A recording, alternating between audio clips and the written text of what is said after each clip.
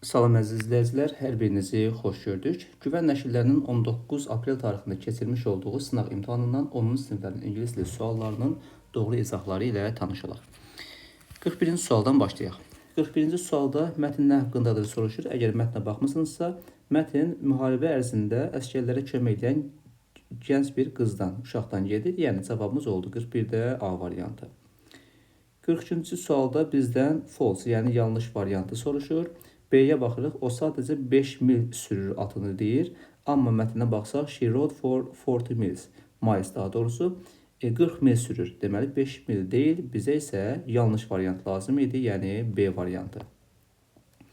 43-də nə üçün o deməli elçinin yerinə at sürmək qərarına gəlir deyir. Cavabımız olur D variantı. Çünki elçi at sürməyə davam etməyə çox yorğun düşür deyir. Cavabımız 43-də D variantı. Mətndə həmin hissəni sizə göstərim. Deməli, ikinci paragrafda var bu. The messenger was too tired, deməli, to write any further. Bax, bu hissə doğru cavab göstərir bizə. 44-cü sualda mətnin sonunda idi. C variantı olur. O, bugün qəhrəman hesab olunur. Çünki onun gecə əsgərlərə kömək etməsi, onların yığışması, daha doğrusu döyüş üçün yardım etmişdi bir çox əskərə. Ona görə 44-də olur C variantı.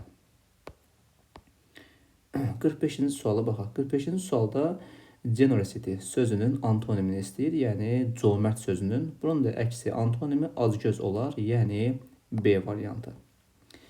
46-cı sualda demişdik keçmiş sadə zamanda illər də olur. Məsələn 2010-da, 2005-də olmalıdır keçmiş sadə zaman. Bought keçmişdir. Deməli moved keçmişdir. Cavab oldu C variantı. Hansı variant qaranlıq qalsa şərhə yazın. Vaxt baxımından daha səhvlərin yerini göstərməyin burada.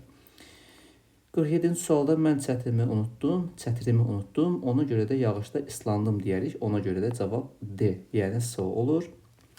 48-ci sualda isə est var. Deməli sifətin üstünlük dərəcəsidir. Qabağında Z artikli olmalıdır. Elə buna uyğun olaraq cavab ya C ya D olur. Və sular, çaylar, dənizlər demişdik ki Z ilə olur. Cavabımız 48-də C variantı.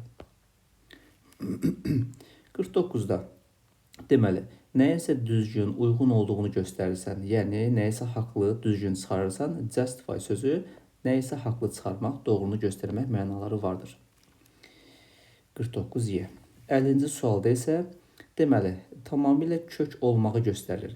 Elə buradan bilirik ki, obesti sözü köklük anlamı var, yəni tərcüməsi var. Elə cavabımız olur D variantı. Və apologize sözdə for ilə istifadə olunur deyə cavab 51-də oldu Y variantı. Getdik o biri suallara. 52-ci suala baxaq. 52-ci sualda deməli antonimini istəyir kompleks sözünün. Kompleks qarışıq mürəkkəb mənası var. Simple isə sadədir. Cavab 52-də D variantı.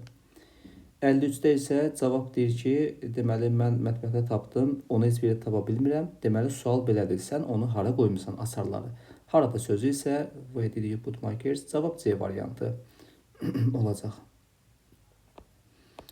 54-cü sualda cümləni passivə çevirmək istəyir. Have plus fail 3 var. Bunun pasivi necə olar? Have been plus fail 3 olar. Have been plus fail 3 olan isə tək variantımız deməli olur 54-də A variantı. 55-də isə qrammatik cəhətdən tapmağa çalışaq. A-da able-ın to'su yoxdur, C-də to'su yoxdur. Kultdan, maitdən sonra to olmazdı. Cavab oldu 55-də Y variantı.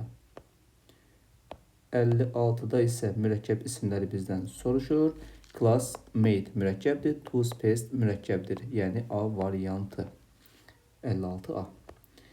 Əziz şagirdlər, listening sualları üçün hazırda baxa bilmirəm təəssüf ki, amma gün ərzində şərh bölməsinin cavabları göndərəcəm.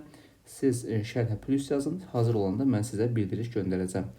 Ümid edirəm ki, faydalı oldu. Hər birinizə uğurlar olsun.